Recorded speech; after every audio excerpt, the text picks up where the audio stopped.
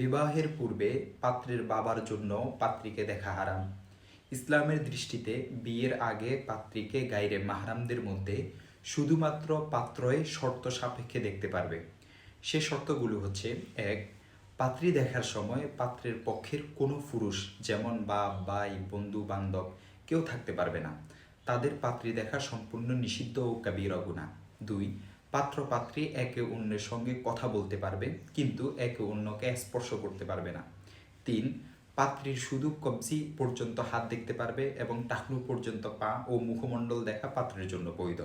এছাড়া শরীরের অন্য কোনো অঙ্গ আবরণ ছাড়া দেখতে পারবে না। ৪. নির্জনে পাত্র পাত্রীর একত্র হওয়া বৈধ নয়। সুতরাং যেখানে পাত্রের জন্য এত শর্ত রয়েছে, সেখানে অন্য কোনো গায়রে মাহরাম পুরুষ পাত্রকে দেখার তো প্রশ্নই আসে না। এমনকি পাত্রের প্রকৃত পিতার জন্য বিয়ের আগে তার হবু পুত্রবধূকে দেখা সম্পূর্ণ নিষিদ্ধ ও হারাম কাবীরা গুনাহ।